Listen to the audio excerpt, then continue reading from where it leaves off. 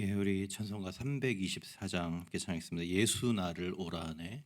찬송가 324장입니다.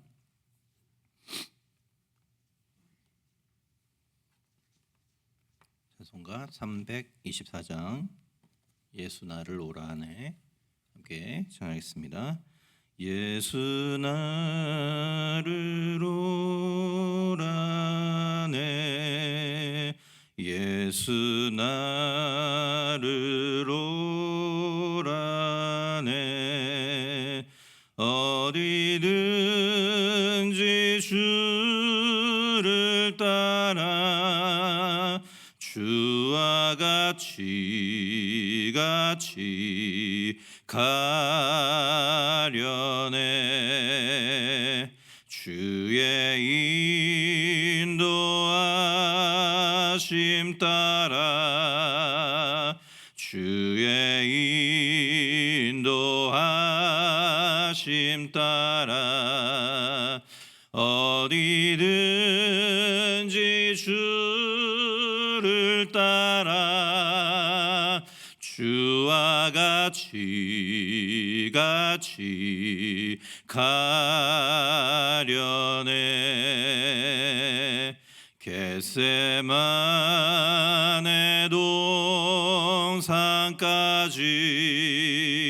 주와 함께 가려 하네 피땀 흘린 동산까지 주와 함께 가려네 주의 인도하심 따라 주의 인도하심 따라 어디든지 주를 따라 주와 같이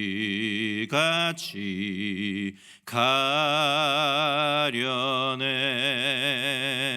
심판하시 자리까지 주와 함께 가려 하네 심판하시 자리까지 주와 함께 가려네 주의 인도하심 따라 주의 인도하심 따라 어디든지 주를 따라 주와 같이 가려네 주가 크신 은혜 내려 나를 항상 돌보시고 크신 영광 보여주며 나와 함께 가시네 주의 인도하심 따라 주의 인도하심 따라 어디든지 주를 따라 주와 같이 가려네. 아멘. 기도하겠습니다. 선한 주님 감사를 드립니다. 오늘 하루도 주님 앞에 나와 함께 예배하며 주의 도움을 간구하며 하루를 시작하게 하심을 인하여 감사를 드립니다. 우리가 찬양한 것처럼 오늘 하루의 삶이 주님과 함께 동행하는 삶 되기를 원합니다. 주님이 이끄시는 곳이 어디든지 그 주님을 신뢰함으로 주님의 손을 붙잡고 나아가는 저희들 되게 하여 주시고, 그래서 우리의 삶 가운데 날마다 주님의 말씀에 순종하는 저희들의 인생 될 수 있도록 주께서 함께하여 주시옵소서. 말씀을 나눌 때 우리의 귀와 마음의 문을 열어주셔서 하나님 말씀을 통해 하나님의 음성을 듣게 하여 주시고, 오늘 하루도 주님의 말씀을 붙잡고 승리하는 저희들 되게 하여 주시옵소서. 감사합니다. 예수님의 이름으로 기도합나이다. 아멘. 오늘 함께 나눌 말씀은 예레미야서 38장입니다. 예레미야서 38장 14절부터 28절까지 같이 보도록 하겠습니다. 구약성경 1115페이지입니다.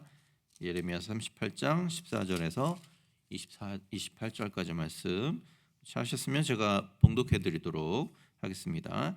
시드기야 왕이 사람을 보내어 선지자 예레미야를 여호와의 성전 셋째 문으로 데려오게 하고, 왕이 예레미야에게 이르되 내가 내게 한 가지 일을 물으리니 한마디도 내게 숨기지 말라. 예레미야가 시드기야에게 이르되 내가 이 일을 왕에게 아시게 하여도 왕이 결코 나를 죽이지 아니하시리이까. 가령 내가 왕을 권한다 할지라도 왕이 듣지 아니하시리이다. 시드기야 왕이 비밀이 예레미야에게 맹세하여 이르되 우리에게 이 영혼을 지으신 여호와께서 살아계심을 두고 맹세하노니 내가 너를 죽이지도 아니하겠으며 내 생명을 찾는 그 사람들의 손에 넘기지도 아니하리라 하는지라. 예레미야가 시드기야에게 이르되 만군의 하나님이신 이스라엘의 하나님 여호와께서 이와 같이 말씀하시되 내가 만일 바벨론의 왕의 고관들에게 항복하면 내 생명이 살겠고 이 성이 불사름을 당하지 아니하겠고 너와 내 가족이 살려니와, 내가 만일 나가서 바벨론의 왕의 고관들에게 항복하지 아니하면 이 성이 갈대아인의 손에 넘어가리니 그들이 이 성을 불사할 것이며 너는 그들의 손을 벗어나지 못하리라 하셨나이다. 시드기야 왕이 예레미야에게 이르되 나는 갈대아인에게 항복한 유다인을 두려워하노라. 염려하건대 갈대아인이 나를 그들의 손에 넘기면 그들이 나를 조롱할까 하노라 하는지라. 예레미야가 이르되 그 무리가 왕을 그들에게 넘기지 아니하리이다. 원하옵나니 내가 왕에게 아뢰는 바 여호와의 목소리에 순종하소서. 그리하면 왕이 복을 받아 생명을 보존하시리이다. 그러나 만일 항복하기를 거절하시면 여호와께서 내게 보이신 말씀대로 되리이다. 보라, 곧 유다 왕궁에 남아있는 모든 여자가 바벨론 왕의 고관들에게 끌려갈 것이요 그 여자들은 내게 말하기를 내 친구들이 너를 꾀어 이기고 내 발이 진흙에 빠짐을 보고 물러갔도다 하리라. 내 아내들과 자녀는 갈대아인에게로 끌려가겠고 너는 그들의 손에서 벗어나지 못하겠고 바벨론 왕의 손에 잡히리라. 또 내가 이 성읍으로 불사름을 당하게 하리라 하셨나이다. 시드기야가 예레미야에게 이르되 너는 이 말을 어느 사람에게도 알리지 말라. 그리하면 내가 죽지 아니하리라. 만일 고관들이 내가 너와 말하였다함을 듣고 와서 내게 말하기를 내가 왕에게 말씀한 것을 우리에게 전하라. 우리에게 숨기지 말라. 그리하면 우리가 너를 죽이지 아니하리라. 또 왕이 내게 말씀한 것을 전하라 하거든 그들에게 대답하되 내가 왕 앞에 간구하기를 나를 요나단의 집으로 되돌려 보내지 마소서. 그리하여 거기서 죽지 않게 하옵소서 하였다 하라 하니라. 모든 고관이 예레미야에게 와서 물으매 그가 왕이 명령한 모든 말대로 대답하였으므로 일이 탄로나지 아니하였고 그들은 그와 더불어 말하기를 그쳤더라. 예레미야가 예루살렘이 함락되는 날까지 감옥들에 머물렀더라. 아멘. 오늘 본문은 이 시드기야가 유대 왕이었던 시기를 배경으로 하고 있습니다. 유대의 마지막 왕이었는데요. 오늘 본문은 이 37장하고 한 묶음입니다. 그래서 먼저 37장의 내용을 좀 살펴보고 38장에 대해서 말씀을 좀 드리면 좋겠습니다. 37장 1절을 보면 시대 배경을 이렇게 소개를 합니다. 요시아의 아들 시드기야가 여호야김의 아들 고니야의 뒤를 이어 왕이 되었으니 이는 바벨론의 느부갓네살 왕이 그를 유다 땅의 왕으로 삼음이더라. 그러니까 한 나라의 주권이 빼앗겼다는 것을 가장 잘 보여주는 사건은 이 나라의 왕을 나라가 스스로 세우지 못하고 다른 나라가 세워줄 때죠. 근데 오늘 이 본문이 바로 그 시대를 배경으로 하고 있습니다. 유대의 주권이 완전히 빼앗겨서 이제 바벨론이 유대 왕을 세우는 시대가 되었다. 이게 굉장히 암울하고 처참한 유대 왕국의 배경을 우리에게 보여주고 있죠.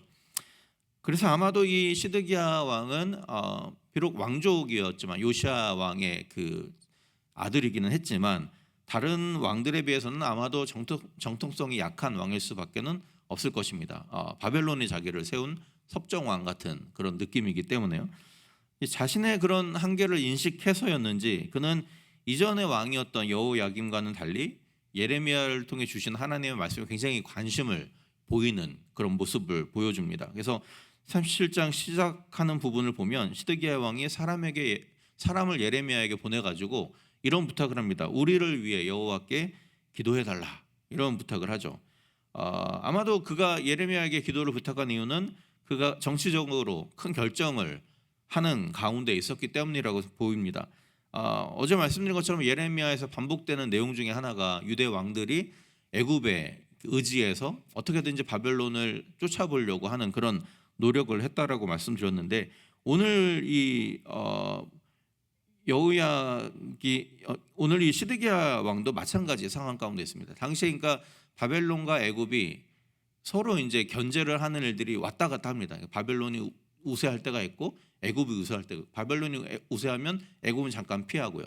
다시 애굽이 우세해지면 바벨론이 잠깐 피하고, 이런 일들이 좀 약간 반복적으로 나타나고 있는데, 이 시드기야가 왕이 되었을 때는 이 애굽의 군사력이 약간 우세해서 애굽이 들어올 때 바벨론이 잠깐 피하는 그런 사건이 있었습니다. 그래서 바벨론이 이 유대 땅에 대한 어떤 다스림을 잠깐 피하고 자기 나라로 돌아가는 그런 시기였는데, 흥미롭게도 이 시드기야는 바벨론이 세운 왕이었음에도 불구하고 애굽에 의지해서 바벨론을 한번 쫓아보려는 그런 노력을 하는 모습을 보였습니다. 그래서 하지만 이제 그 결정에 대한 하나님의 뜻을 구하고 싶었던 것으로 보여요. 그래서 예레미야에게 기도를 부탁을 하죠. 시드기야의 이런 모습을 알고 계셨던 하나님께서 예레미야를 통해 그 분명한 응답을 주십니다. 그게 37장 8절에서 10절에 나오는데요. 간략하게 정리하면 이런 것입니다. 너희를 도우려고 오는 애굽은 결국은 자기 땅으로 돌아갈 것이다. 그러니 그리고 바벨론이 이 땅에 와서 이 땅을 점령하게 될 것이다. 그러니 바벨론이 떠날 것이다라는 거짓말을 네가 하면 안 된다라는 얘기를 합니다. 그리고 너희가 만일 바벨론의 군사를 다 쳐서 죽이고 바벨론의 군사들 중에 부상자만 남는다 할지라도 그 부상자들이 일어나서 이 성을 함락시킬 것이다, 이렇게 말씀하죠. 그 말은 도저히 이길 가능성이 없다라는 겁니다. 너희는 이길 가능성이 없다. 그러니 그냥 내 뜻에 복종하라는 거죠. 순종하라는 거죠. 그냥 함락되라는 겁니다. 바벨론에 잡혀가라. 싸워볼 생각을 하지 말아라. 애굽에 의지하지 말아라. 이런 말씀이죠. 근데 이 예언의 말씀을 미처 왕에게 전달하기 전에 예레미야가 이 바벨론의 첩자라는 누명을 쓰고 감옥에 갇히게 됩니다. 그래서 이 소식을 들은 이 시드기야 왕이 사람을 보내서 이렇게 물어보죠. 하나님이 너에게 주신 말씀이 있느냐? 근데 이때 이제 예레미야가 하나님이 주신 말씀을 전하면서 한 가지 중요한 말을 남깁니다. 그게 뭐냐면 이렇게 질문해요. 왕에게 바벨론이 쳐들어오지 않을 것이라고 예언한 선지자들은 지금 도대체 어디에 있습니까? 이렇게 이야기를 합니다. 이 예레미야의 이 말이요, 당시 왕들이 왜 그토록 바벨론과 애굽 사이에서 갈팡질팡했는지를 잘 보여주는 그런 말이라고 생각이 됩니다. 그들이 그렇게 했던 이유는 뭐냐면 하나님의 말씀이 아니라 사람들이 듣고 싶어했던 말을 대신 전하는 거짓 선지자들이 있었기 때문이라는 것이죠. 그 거짓 선지자들은 인기가 많았겠죠. 따르는 사람도 많았을 것입니다. 왜냐하면 그들이 말씀을 전하면 사람들이 위로를 받거든요. 아무 일 없을 거야. 우리가 영원토록 이 땅에서 살 수 있을 거야. 얼마나 큰 위로가 되겠습니까? 사람들이 위로도 받고 소망도 얻었습니다. 근데 문제는 그렇게 사람들이 열광한 그 말씀이 하나님의 말씀이 아니었다라는 것이죠. 그러니까 도리어 그들이 전한 것은 하나님의 말씀과 정면으로 배치되는 것이죠. 아무리 위로와 소망과 희망을 줄지라도 하나님의 말씀이 아닌 것에 그들은 열광할 뿐이었다는 것이죠. 사실 이런 현상은 오늘도 심심치 않게 발견이 되죠. 그 대표적인 것이 우리가 번영신학 또는 번영의 복음이라고 불리는 가르침입니다. 그 가르침의 핵심은 무엇이냐면 하나님이 이 땅에서 우리가 풍성하게 살기를 원하신다는 것이죠. 틀린 말이 아니죠. 맞는 말입니다. 하나님 우리가 풍성하게 살기를 원하십니다. 그러나 그 가르침의 문제점은 그 풍성함이라는 것을 철저히 물질적이고 육체적인 것으로 정의한다라는 것입니다. 그러니까 그 가르침에 따르면 예수를 믿으면 구원을 받고 영원한 생명을 약속을 받기 때문에 우리가 더 이상 우리의 영적인 문제에 그렇게 너무 신경을 쓸 필요 없다는 거죠. 우리 이 땅에서 잘 먹고 잘 사는 일에 힘을 써야 된다는 것입니다. 우리는 이미 천국 티켓을 얻었기 때문에 구원의 문제에 대해서 염려하지 말라는 거죠. 그거는 이미 다 보장됐다. 그러니 이 땅에서 부유하고 건강하고 성공적인 인생을 살 수 있도록 기도하고 애쓰면 된다라는 것이죠. 그래서 나온 대표적인 가르침이 긍정의 삶인 것이죠. 그래서 우리의 모든 것이 잘 되는 것이 하나님의 뜻이기 때문에 우리는 다 잘 될 거야라고 믿기만 하면 된다라는 것입니다. 쉽게 예상하듯이 이런 가르침은 사람들의 환호를 받을 수 있습니다. 그렇죠? 죄의 문제를 많이 지적하지 않기 때문에 마음에 찔리는 일이 없어도 되고 이 땅에서 잘 되는 것이 하나님의 뜻이라고 말하기 때문에 우리가 어떻게든지 잘 먹고 잘 사는 일에만 노력하면 되는 것입니다. 굉장히 신앙생활이 쉬워지는 것이죠. 또 이런 가르침은 힘든 인생을 살아가는 사람들에게 희망을 줄 수 있죠. 너희도 잘 살 수 있을 거야. 너희도 풍요롭게 살 수 있을 거야. 얼마나 희망차고 확신을 주는 말씀입니까? 문제는 이 말씀이 정말 하나님의 가르침에 부합하는가라는 것이죠. 저는 동의할 수가 없습니다. 왜냐하면 성경은 믿음을 지키기 위해서 손해를 보고 핍박을 받고 죽임을 당하기까지 했던 수많은 사람들의 이야기를 우리에게 증거를 하고 있죠. 또 우리가 믿는 예수님께서 풍요롭고 부유하고 성공적인 인생을 살기 위해서 애쓰지 않았는데 왜 예수님의 제자라고 자처하는 사람들이 그런 인생을 살려고 노력해야 된다는 말입니까? 그러니까 이런 것만 보더라도 이런 가르침이 왜곡된 것이라는 것을 우리가 알 수 있습니다. 그렇기 때문에 우리가 듣기 좋은 말, 나에게 소망을 주는 말, 나를 위로해 주는 그런 말씀에 우리가 너무 집착하지 않으시면 좋겠습니다. 때로는 나를 아프게 하는 말씀이, 때로는 나의 치부를 적나라하게 드러내서 나로 하여금 견디기 힘들게 만드는 그런 말씀이, 나에게 위로보다는 부담을 주는 그런 말씀이 진정한 하나님의 말씀일 가능성이 큰 거죠. 우리가 아이가 단 음식만 먹으면 이빨이 썩고 결국은 질병에 걸리고 말죠. 마찬가지로 우리 영혼 또한 듣기 좋은 말씀만 찾아다니다 보면 병들 수가 있는 것입니다. 그래서 좀 조심스러운 말이긴 하지만 저는 이런 점에서 오늘날 유튜브를 통해서 수많은 설교들이 막 돌아다니는 게 우리 성도들의 영적인 건강에 그렇게 유익하지는 않을 거라는 생각을 하게 됩니다. 왜냐하면 원래 설교라는 것은요, 이 교회 공동체를 위해서 세워진 목회자가 자신이 섬기는 성도들에게 은혜를 공급하는 은혜의 수단으로 사용되는 것이 설교입니다. 그렇기 때문에 그 설교라는 것은 각 교회들이 처한 상황과 그 교회가 위치한 지리적이고 문화적인 환경과 그리고 그 교회가 추구하는 각 사역의 방향에 이렇게 맞춰져 있게 되어 있어요. 그래서 어떤 설교도 모두를 위한 설교일 수는 없어요. 항상 설교는 컨텍스트가 있습니다. 그 컨텍스트에 맞게, 그 사람들에 맞게 선포되고 적용되고 해석되어야 하는 것이죠. 이런 컨텍스트가 없이 그저 모두를 위한 설교는 듣기는 좋은 말일 수는 있겠지만 사실 우리 개인을 향한 하나님의 말씀으로 우리 삶 가운데 영향을 미치기는 어려운 것이죠.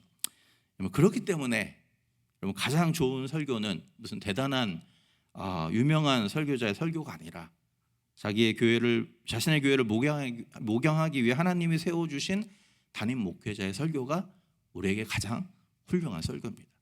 우리에게 가장 필요한 설교예요. 그 설교가 비록 대형교회 목회자의 설교처럼 막 세련되지 못하고 약간 투박하고 약간 부족하다 할지라도 우리는 우리의 개인적인 아픔과 고민과 문제들을 이해하고 또 그것을 위해서 기도를 하고 있는 담임 목회자의 설교를 통해서 은혜를 받게 되어 있어요. 그게 하나님이 세우신 교회를 운영하는 원리입니다. 그렇기 때문에 너무 다른 설교들 이렇게 찾아다니지 마시고 하나님이 세워주신 담임 목회자가 설교하는 그 시간에 우리의 마음의 문을 좀 활짝 열고 하나님 주실 은혜를 기대하면서 집중하시면 좋겠습니다. 그것이 우리가 은혜를 회복하는 가장 좋은 비결인 것이죠. 이제 시드기야의 이야기로 다시 한번 돌아가 보죠. 그가 예레미야가 전하는 하나님의 말씀에 관심이 있었기 때문에 위기에 처한 예레미야를 여러 번 구해줘요. 오늘 본문 이전에 37장에서도 그가 감옥에 갇혀 있을 때 그를 빼내주고요. 오늘 본문에서도 본문의 앞부분에 보면 사람들이 이 사람은 우리에게 악담만 퍼붓는 사람인데 왜 살려두냐 이러면서 또 감옥에 가두었을 때 다시금 또 시드기야가 그를 빼내줍니다. 그런데 여전히 시드기야 왕은 예레미야가 전한 말씀은 100% 받아들이지 못하고 있어요. 오늘 본문에도 그런 장면이 나오죠. 그가 마지막으로 예레미야 선지자를 불러서 한 번 더 하나님의 말씀을 들려달라고 부탁하는 장면이 오늘 본문에 등장을 합니다. 근데 이제 예레미야는 시드기야를 더 이상 믿을 수가 없는 것이죠. 여러 번 이미 말했지만 시드기야는 그 말을 들을 준비가 안 돼 있어요.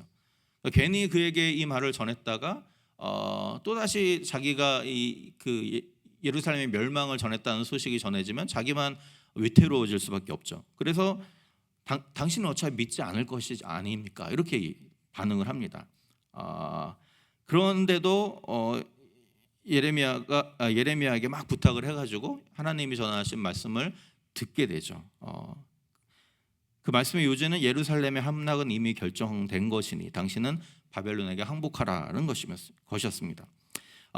이번에도 시드기야는 그 말씀에 순종하를 주저하는데 그 이유를 오늘 본문에서 설명을 해줍니다. 뭐라고 얘기하냐면 내가 그 나라로 끌려가게 되면 이미 그곳에 잡혀가 있던 유대인들이 나를 조롱하게 되지 않겠느냐 또는 나를 죽이지 않겠느냐라는 두려움입니다. 아마도 이런 이유 같아요. 그러니까 이 시드기야 왕은 친애굽 정책을 펼쳤고 먼저 잡혀간 사람들은 이미 아무래도 친바벨론적인 성향이 있는 사람들이죠. 정치적인 색깔이 완전 다른 것입니다. 그러니까는 이미 잡혀간 바벨론으로 포로로 잡혀간 사람들의 입장에서는 이 시드기야 왕이라는 사람은 하나님의 명령에 순종하지 않고 애굽을 붙잡다가 결국은 예루살렘을 이스라엘을 멸망 가운데로 이끈 굉장히 안 좋은 왕으로 기억될 수밖에 없는 것이죠. 그러니까 그 사람들이 무서워서 내가 거기를 끌려가지 못하겠다라고 이야기를 하고 있는 것이죠. 결국 이 시드기야의 언급을 통해서 우리가 그가 하나님의 말씀에 순종하지 못한 결정적인 이유를 발견하게 됩니다. 그러니까 한편으로는 거짓 선지자들의 말에 흔들렸기 때문이기도 하지만 그러나 더 궁극적인 이유는 뭐냐면 하나님이 주신 그 하나님의 말씀보다도 말씀을 따르는 것보다는 이 거짓 선지자들의 말을 따를 때 내 안전이 더 보장될 것 같다라는 생각을 하게 된 것이죠. 그래서 오늘 본문에 보면 결국은 예레미야를 통해서 주시는 하나님의 말씀에 관심도 있었고 그 말씀을 듣기도 했고 그 말씀을 추구도 하긴 했지만 그러나 결국은 그 말씀에 순종하지 못하는 모습을 우리에게 보여주죠. 그래서 예레미야를 다 이렇게 잘 합니다. 그래서 비밀로 하자. 이 말은 이 말이 새어나가면 네가 위험에 처할 수 있으니 비밀로 하자. 내가 너의 생명을 살려주겠다. 이렇게 다 말을 해요. 그만큼 예레미야를 통해 주신 하나님의 말씀이 굉장히 호의적인 사람이었습니다. 그래서 아마도 제가 성경에 나와 있지는 않지만 아마도 이후에도 그는 아마 개인적으로 내적인 갈등을 했을 가능성이 커요. 그죠? 내가 정말 애굽을 의지해야 될까 아니면 그냥 바벨론의 포로로 잡혀가는 게 맞을까? 내적인 갈등을 했을 것이라고 생각이 됩니다. 그러나 하나님의 말씀을 듣고 아무리 고민하고 갈등한다 할지라도 그렇죠? 결국에 그 말씀에 순종하지 않는다면 그가 했던 내적인 갈등과 고민은 아무 소용이 없는 것이 되고 말죠. 결국은 그가 애굽을 의지하기로 결정했기 때문에 그것은 내가 하나님 아닌 다른 것을 의지하겠다라는 선언과 마찬가지가 되는 것입니다. 그렇기 때문에 역대하 마지막 부분의 예루살렘 함락 기사를 보면요, 시드기야 왕을 오늘 예레미야는 약간 긍정적으로 표현했지만 거기에는 시드기야 왕을 이전의 모든 왕보다 가장 악랄한 왕으로 그렇게 묘사를 하고 있습니다. 예레미야가 여호와의 말씀을 그에게 알려주었지만 그가 겸손하지 않아서 순종하지 않았다 이렇게 평가를 하고요. 마찬가지로 그의 신하들과 제사장들과 백성들마저도 하나님의 말씀을 비웃었다라고 이야기를 합니다. 그래서 이렇게 그가 개인적으로 자신의 결정에 대해 하나님 말씀 때문에 고민했는지 안 했는지와 상관없이 성경은 그의 마지막 결정에 근거해서 그의 삶을 평가를 하는 것이죠. 우리 하나님의 말씀을 듣고 고민하는 것 자체가 나쁜 것은 아니죠. 그러나 우리가 고민만 하고 갈등만 하고 그렇게 머뭇거리다가 결국은 하나님의 말씀에 반대되는 결정을 하게 된다면 우리가 했던 고민은 아무짝에도 쓸모없는 것이 되고 말죠. 그래서 우리의 고민은 순종하지 않기 위한 고민이 되어서는 안 되고요. 어떻게 하면 내가 정말로 하나님의 말씀에 순종할 수 있을까의 고민이 되어야 하는 것이죠. 그렇다면 우리는 어떻게 하나님이 원하시는 어떤 그 길이 내가 원하는 길과 전혀 반대되는 상황에서도 어떻게 하면 우리는 순종할 수 있을까요? 내가 보기에는 완전히 망하는 길 같은데 하나님 그 길로 가라고 할 때 어떻게 우리가 그 말씀에 내라고 할 수 있을까? 오늘 본문이 알려주는 한 가지 대답은 하나님에 대한 신뢰가 있어야 가능하다는 것입니다. 시드기야가 고민을 하면서도 끝끝내 하나님의 명령을 따르지 못했던 이유는 하나님이 나의 생명을 보존해 주실 것이라는 신뢰가 없었기 때문이죠. 그에게는 자기를 증오하는 몇몇 유대인들의 모습이 하나님의 모습보다 더 커 보였습니다. 그러니까 위험천만해 보이는 하나님의 말씀에 자신의 인생을 걸 수가 없었던 것이죠. 근데 문제는 하나님에 대한 철저한 신뢰는요, 이렇게 위험천만해 보이는 하나님의 말씀을 믿고 순종하여서 하나님이 책임져 주시는 것을 경험할 때 쌓이게 되는 것입니다. 예를 들면 이런 것이죠. 비행기를 타고 고공 낙하를 하는 군인이 낙하산을 의지해서 뛰어내릴 수 있는 이유는 무엇입니까? 낙하산이 펴질 것이라고 믿기 때문에 뛰어내리죠. 그것을 못 믿는다면 안 뛰어내리기 힘들 거예요. 근데 낙하산이 펴진다는 것을 어떻게 믿을까요? 이전에 뛰어봤더니 낙하산이 펴지는 거죠. 그게 반복이 되면 이 사람은 두려움 없이 하늘에서도 뛰어내릴 수 있는 용맹한 군인으로 성장하는 것입니다. 마찬가지라는 것이죠. 우리도 때로는 무모해 보이는 하나님의 말씀에 우리 삶을 거는 모험을 할 필요가 있습니다. 그 과정을 통해서 정말 하나님이 순종했을 때 하나님이 우리의 삶을 책임져 주신다는 것을 우리가 경험할 때 그 경험이 쌓이면서 비로소 우리가 어떤 말씀에든지 순종할 수 있는 순종의 사람으로 변화되어 가게 되는 것이죠.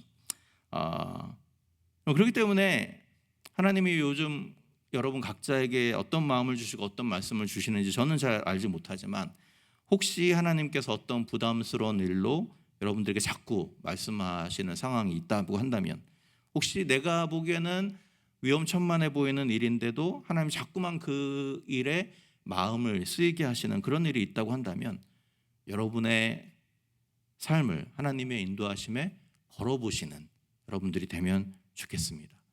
그 모험을 통해서 하나님 인도하시는 그 경험들이 쌓여야 우리가 하나님 무엇을 명하시든지 순종할 수 있는 진정한 하나님의 백성이 될 수 있는 것이죠. 이러한 순종과 결단의 은혜가 오늘 우리 하루의 모든 삶에 임하기를 주님의 이름으로 축복하며 기도합니다. 기도하겠습니다. 사랑하는 주님, 오늘 이 시드기야 왕의 마지막 모습을 통하여서 하나님의 음성에 순종하며 또 그 길을 따라가는 것이 무엇을 의미하는지를 다시 한번 살펴보았습니다. 하나님, 우리의 마음속에 하나님보다 더 크게 보여지는 어떤 것들 내려놓게 하여 주시고 하나님에 대한 신뢰를 회복함으로 말미암아 주님이 어떤 길로 우리를 이끄시든지 순종할 수 있는 저희들의 인생이 되기를 원합니다. 때로는 그것이 나에게 위험해 보이고 멸망의 길처럼 보인다 할지라도 주님을 믿고 신뢰함으로 주님의 말씀에 우리의 삶을 걸어볼 수 있는 모험을 감행하는 저희들의 인생 되게 하여 주시옵소서. 그 모험을 통하여서 우리를 붙잡아 주시는 하나님을 경험하는 과정을 통하여서 우리가 주님이 이제는 무엇을 말씀하시든지 그 말씀을 전적으로 신뢰하며 그 말씀을 따라 순종할 수 있는 믿음의 사람으로 세워져 갈 수 있도록 주께서 함께하여 주시옵소서. 오늘 삶에 우리가 경험하는 모든 순간순간의 결정의 순간에 이 하나님의 뜻을 기억하게 하여 주시고 주님이 기뻐하시는 일로 나아갈 수 있는 저희들의 하루의 삶이 될 수 있도록 주께서 축복하여 주시옵소서. 감사합니다. 예수님의 이름으로 기도하옵나이다. 아멘. 자유롭게 기도하는 시간 갖도록 하겠습니다.